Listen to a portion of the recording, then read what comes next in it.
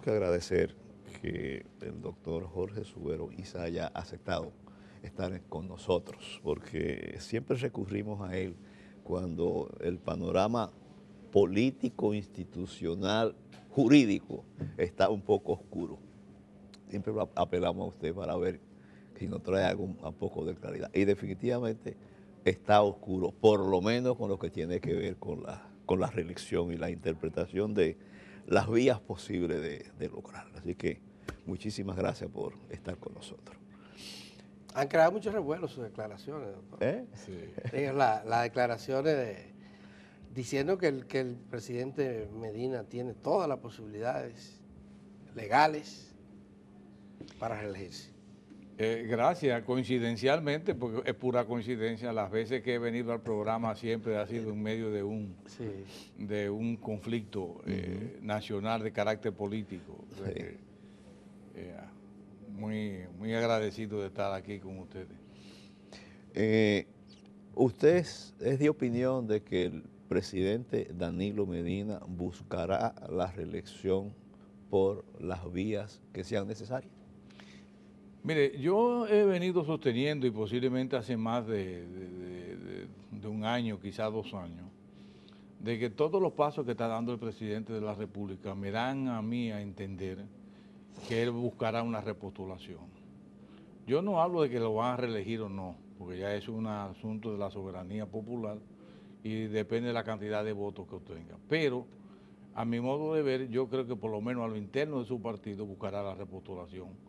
Porque no tendría sentido que el presidente esté trabajando sin descanso, día tras día, incluyendo los fines de semana, pura y simplemente para retirarse el 16 de agosto del año 2020 y irse a su casa cuando, según las propias voces del gobierno central, las encuestas le son muy favorables. O sea, por eso es que yo no creo que el presidente pura y simplemente se retire y diga yo no voy. Por eso es que he dicho, incluso algunos han dicho, me han tildado de pontífice de reeleccionismo. No, yo soy un partidario 100% de la alternabilidad del poder. Yo creo que el cambio es bueno, ver una cosa y otra. Sin embargo, una cosa es el deseo que uno tiene y otra cosa es la perspectiva como uno lo ve. O sea, a mí no me cabe duda de que el presidente buscará a lo interno de su partido la repostulación. Y usted ha dicho que también la va a lograr, la repostulación. No necesariamente quiere decir, como ha dicho, que será electo. Pero usted ha planteado, aclárenos esto. Usted dice que es posible que pueda modificar la Constitución si fuera necesario. Bueno, ya hay un recurso que usted había dicho que era viable, que lo ha rechazado la... No, yo no dije que era viable en ningún momento, sino posible. Que era una vía que se iba a tocar. Yo creo que es un criterio que a mí me gustaría aclararlo, porque en este último fin de semana, realmente yo he sido objeto de un linchamiento digital. O sea, a mí de ciertos sectores se abrieron las madrigueras y me soltaron toda la fiera en contra de Jorge Suero Isa. Cuando yo pura y simplemente emití, ni siquiera una consulta, yo distingo lo que es la consulta que damos a la oficina de una opinión.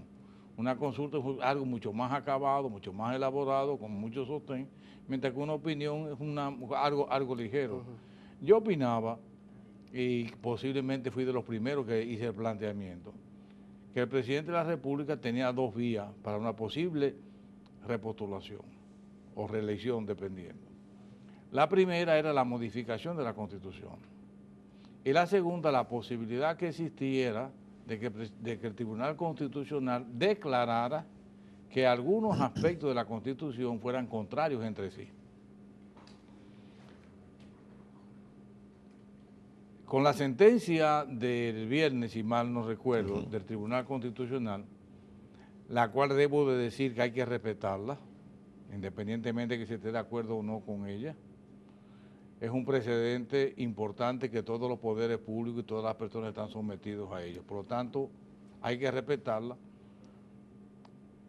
hasta que el Tribunal Constitucional no varíe su posición, porque como precedente jurisprudencial lo puede variar en cualquier momento. Entonces ya hoy en día, prácticamente descartando Esa puerta se cerró. esa puerta, queda abierta la puerta de la modificación a la Constitución. Cuando hice ese planteamiento, lo hice en forma de hipótesis. O sea, yo dije, miren, el Tribunal Constitucional tiene la facultad de interpretar la Constitución e interpretando la Constitución de la República puede decidir que una disposición de la Constitución choca con otra. Llama la atención y quiero quizá precisar un poquito el concepto de que el Tribunal Constitucional no rechazó, no dijo ni que sí ni que no con respecto a la acción en inconstitucionalidad contra el transitorio de la Constitución, que fue el objeto, el fundamento de Fredevindo Ferrera, el abogado que tuvo. No, el Tribunal Constitucional dijo, mira, esto es inadmisible, no vamos a tocar el fondo en razón de que la Constitución no puede ser declarada inconstitucional. Que lo que hizo fue pura y simplemente recoger un criterio que había elaborado la Suprema Corte de Justicia en el año 1995. Al presidente hasta ahora le queda, dando por un hecho que se va a respetar el precedente del Tribunal Jurisprudencial, le queda la modificación de la Constitución. Ahora, no descartemos que ese propio Tribunal Constitucional, con otra acción en inconstitucionalidad, con otra acción de esa naturaleza, pueda variar su criterio, tal vez con una recomposición del Tribunal Constitucional. Pero eso también es otra hipótesis. Sí, porque el Tribunal Constitucional tiene que ser un poco reorganizado con la membresía. ¿Seguro? Sí, seguro que sí. Bueno, sin embargo, parece que aparte de la interpretación de la constitucionalidad interna o también la modificación de la Constitución para permitir la repostulación del presidente Danilo Medina, parece ser que también hay una vía posible, por lo menos creo entender eso de la posición del jurisconsulto Julio Curi, de que si Danilo Medina es presentado como precandidato, el Tribunal Superior Electoral tendría que tomar una decisión respecto a si se acepta o no. O incluso la Junta Central Electoral, si son unas primarias abiertas, organizadas por la Junta, que va a tener un candidato que constitucionalmente, con un precandidato, está impedido de aparecer. ¿Cree usted que puede haber una vía por ahí también? Mire, el planteamiento de Julio Curi es osado y yo respeto mucho los criterios jurídicos de Julio. Julio fue mi alumno, un excelente alumno, es un abogado y un jurista de talla. Entonces todo lo que Julio escribe yo le presto mucha atención. Él en 3 entregas que hizo en un periódico expuso su tesis. Hablaba en una primera ocasión del principio de la irretroactividad. Después, hoy aclara un poco más el concepto y plantea que posiblemente hay otra vía que no era la que nosotros habíamos contemplado para que el presidente se pueda repostular, que es haciéndolo judicializando la candidatura del presidente. ¿En qué sentido? Le dice, bueno, si es lo que yo entiendo. Si el presidente presenta su candidatura y la Junta Central Electoral se la rechaza, entonces está abierta la vía del Tribunal Superior Electoral. Abierta la vía del Tribunal Superior Electoral, posiblemente quede abierta también la vía el Tribunal recurso constitucional. O sea que hay que prestarle atención. Yo creo que se ha sido también injusto con Julio Curi, porque los argumentos jurídicos de él han sido rebatidos pura y simplemente con diatriba. Y yo creo que realmente los pulgares, en el caso de los celulares, de los móviles, se han convertido en ametralladoras. Esos linchamientos digitales yo creo que no pueden ser posibles. O sea que ahí hay una posibilidad. Aquí en la República Dominicana estamos tratando de judicializar mucho los aspectos políticos. En los Estados Unidos se distinguen lo que son las cuestiones políticas desde años, de muchos años, donde la Suprema Corte de Justicia dice, mire, es una cuestión política que a nosotros no nos incumbe. Exacto. Eso tiene un asunto que lo decide el Congreso o el Poder Ejecutivo. Aquí todos lo queremos judicializar. Muchas veces, porque los partidos políticos no se ponen entre ellos de acuerdo, entonces quiere que la justicia lo ponga de acuerdo. Y eso yo creo que le hace daño. Y otra vez, doctor, escúcheme que le interrumpa, porque los políticos, los partidos,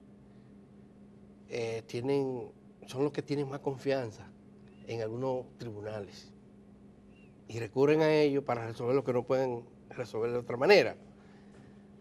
Yo no es así. No, yo no creo que sea cuestión de confianza. Yo creo que es cuestión de irresponsabilidad y de falta de capacidad de los políticos de dirimir los conflictos internos. O sea, es una irresponsabilidad de ellos.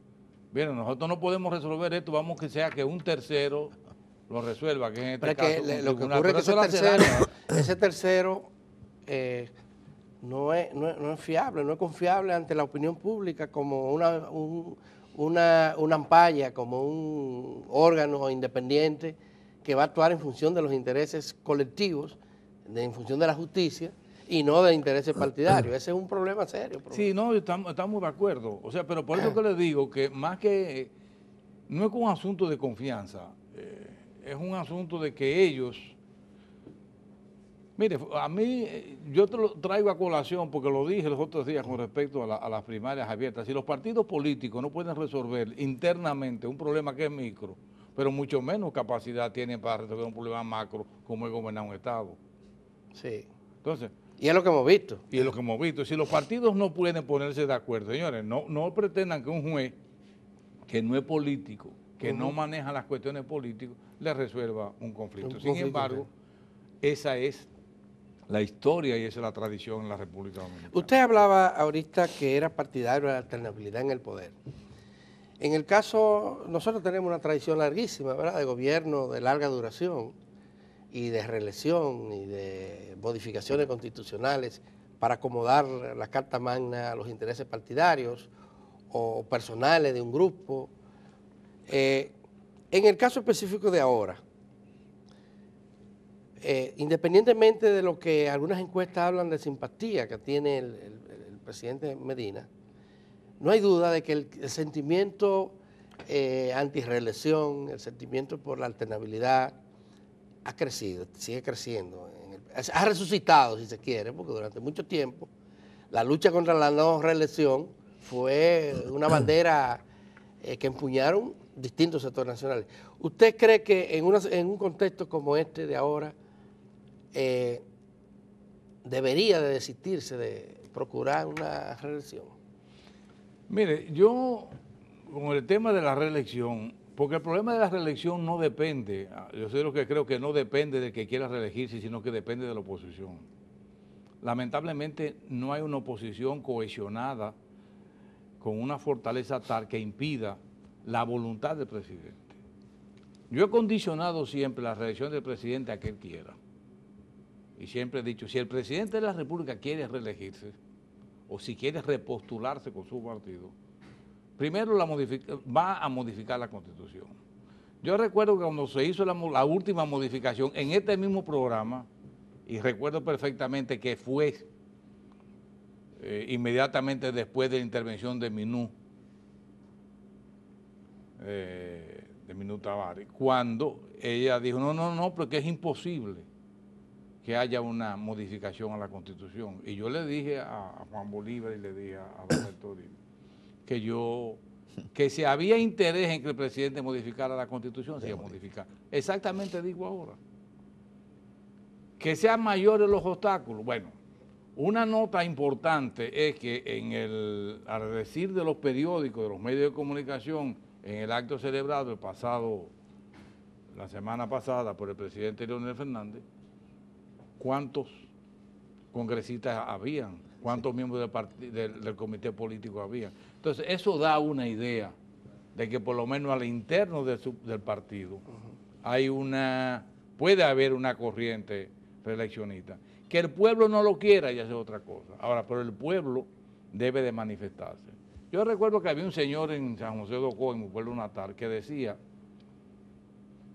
que solamente al momento de estar encerrado en la urna, era que la conciencia le decía a uno por quién iba a votar.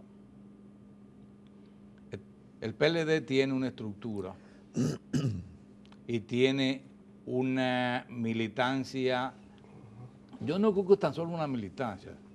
Tienes adeptos cautivos, los bonos gas, los bonos luz. Hay muchísima parte de la seguridad social que esos son votaciones que van a ser cautivas del presidente.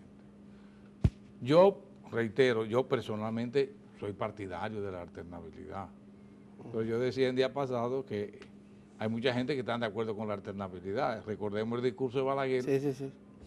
Pero lo que han advertido algunos sectores de que se podría producir aquí, se podría poner en peligro la gobernabilidad en el caso de que se materializara la reelección presidencial, dado el hecho de que, del contexto al que yo hacía referencia ahorita. ¿Qué usted cree sobre eso? Mire, si el presidente decide reelegirse, se va a reelegir. Por lo menos se va a repostular. Y la Constitución Y no va a pasar nada con la gobernabilidad. No, yo creo que no. Porque es que, miren, el protagonismo de la oposición impide que se formalice un grupo coherente, capaz de detenerla. Y yo no lo veo. O sea, yo no veo una oposición lo suficientemente unida que impida la reelección del presidente en la medida que lo quiera. Habrá que ver ahora cómo la correlación de fuerza se va a manifestar a lo interno del PLD con la disputa entre Leonel Fernández y Danilo Medina. Esa es otra cosa que habría que ver, cuál de los dos tiene más.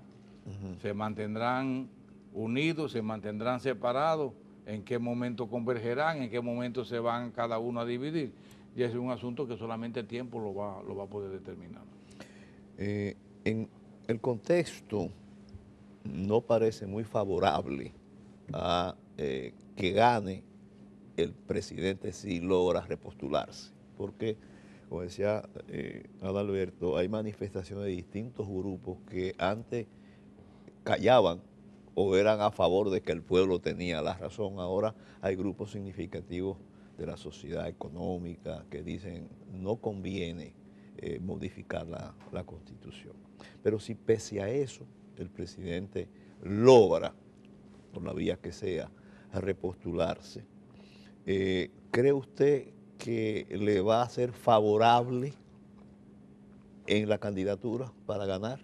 ¿O la forma un poco avasallante que se está logrando puede dar lugar a que se cree ese frente que todavía no se vislumbra? Es posible que al paso del tiempo ese frente se vaya fortaleciendo. En la medida, porque fíjate que el presidente no ha dicho todavía que va. No. El presidente difirió la toma de decisión a marzo. A marzo del 2019. Que no le vi mucho sentido, porque la Constitución de marzo va a ser exactamente la misma Constitución de ahora. O sea, en marzo va a... Pero la ley electoral, él se está cogiendo a la ley electoral, sí, pero tal seguro vez. que él está buscando a ver por dónde van. Una ley electoral que fue promovida por él en lo que tiene que ver con eso. Estamos de acuerdo. El presidente posiblemente sea el político dominicano que esté más centralizado en la actualidad en cuestiones políticas. En el pragmatismo político. Sí, el presidente, además que es un gran estratega de la política. Posiblemente digamos, bueno, si él dice desde ahora que no va, no se le queda a nadie a su alrededor, porque eso ha sido la tendencia de abandonar esa soledad del poder, de abandonarlo. Pero miren, ellos entienden, y he hablado con muchos de ellos entienden que tienen una mayoría suficiente para que en las urnas les sean favorables. La reelección, en principio, le hace daño a la institucionalidad. En principio le hace daño a la institucionalidad. Pero los políticos están para la política.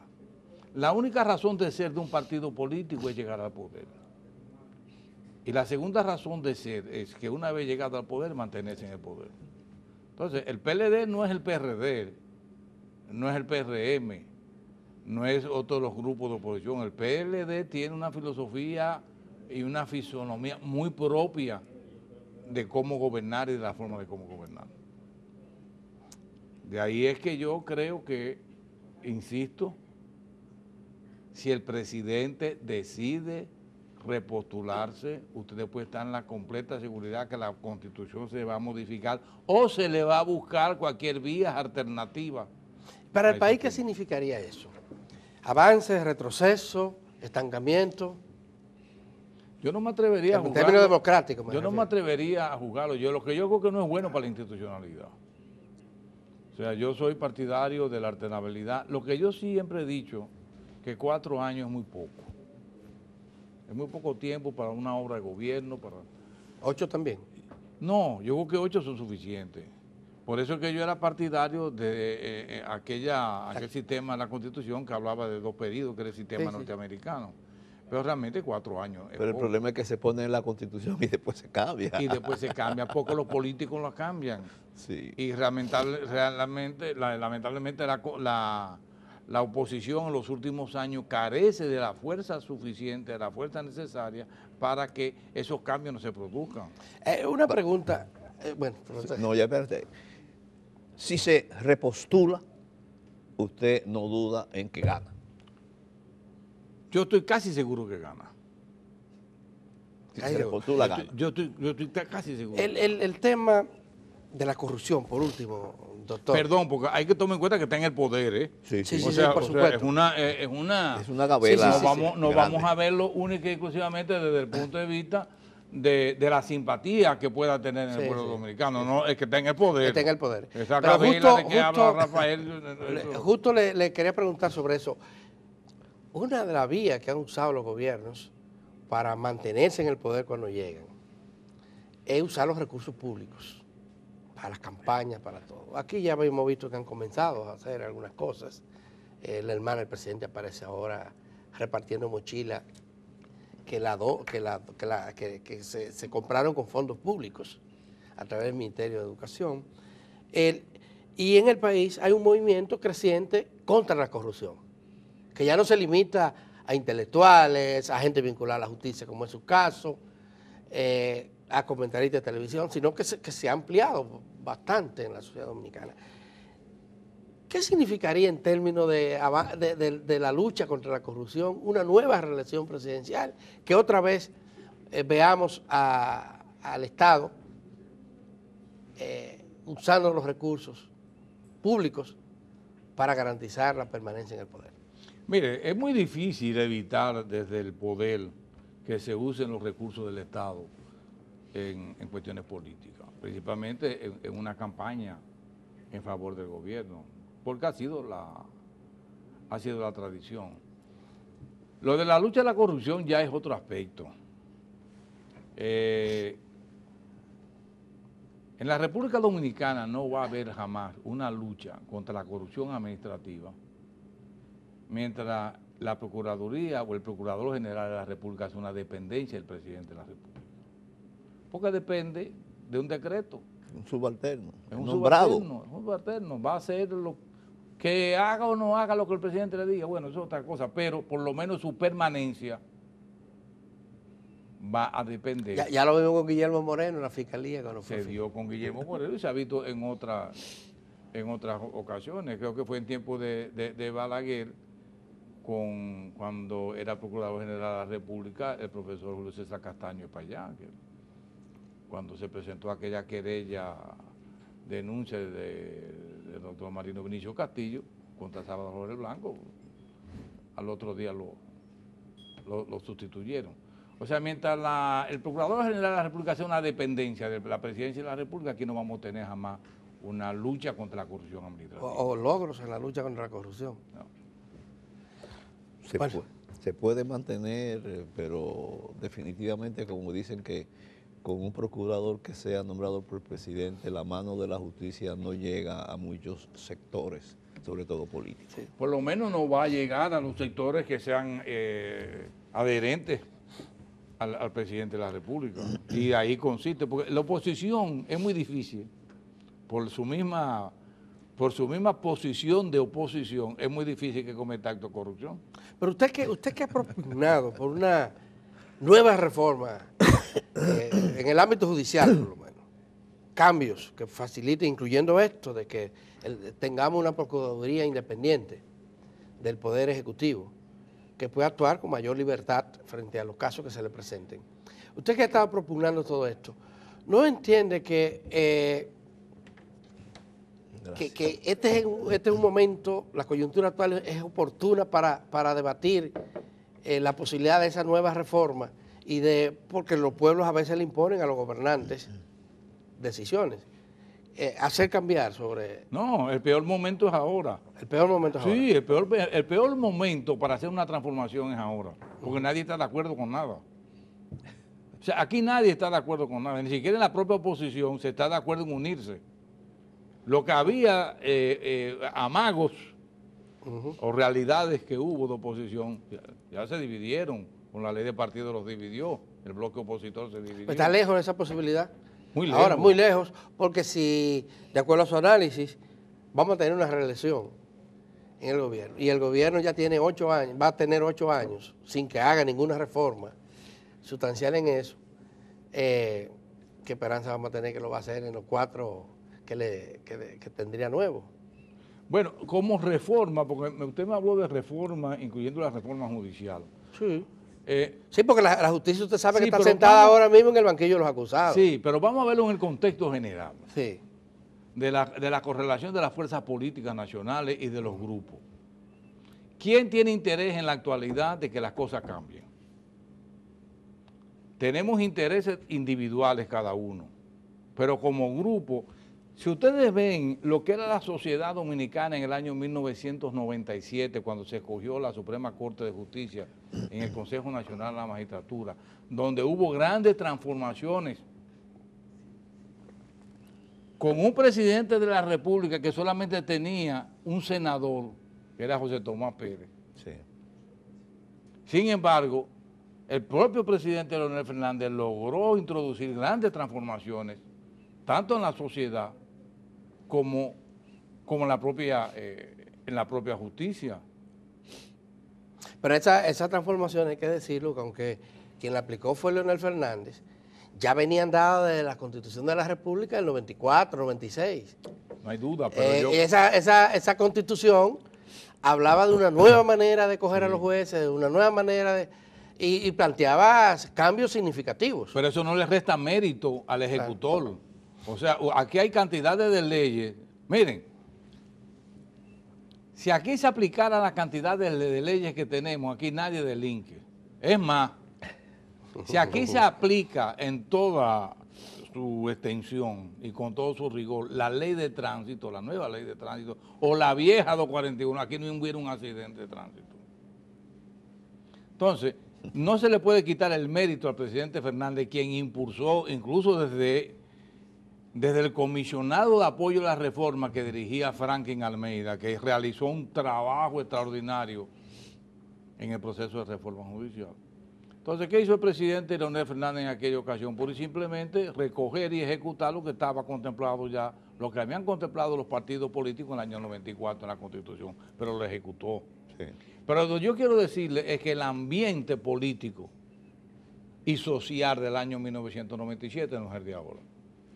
En el caso de la Suprema Corte del 97, solamente con los testigos que participaron en las diferentes sesiones del Consejo Nacional de la Magistratura es suficiente para darse uno cuenta de la magnitud del movimiento y del empoderamiento que había de la sociedad, los empresarios, las iglesias, la sociedad civil. O sea, los políticos, sí. ¿Por qué se produjo la reforma del 97? Pues simplemente porque los políticos se pusieron de acuerdo. Sí, sí. Aquí, si los políticos no se ponen de acuerdo, en lo absoluto va a haber ningún tipo de reforma. Y más, yo soy lo que creo que aquí absolutamente nadie tiene interés de que el país cambie. Bueno, esa es una buena frase para terminar el programa, aunque siempre se quedan muchos temas, porque nos hubiese gustado profundizar más en los temas judiciales, que el doctor Subero Isa lo conoce muy bien. Mil gracias por venir, y cierto, como usted decía, siempre que lo hemos invitado, ha estado presto a sacrificar su madrugada para estar aquí con nosotros. Muchísimas gracias. Gracias a ustedes.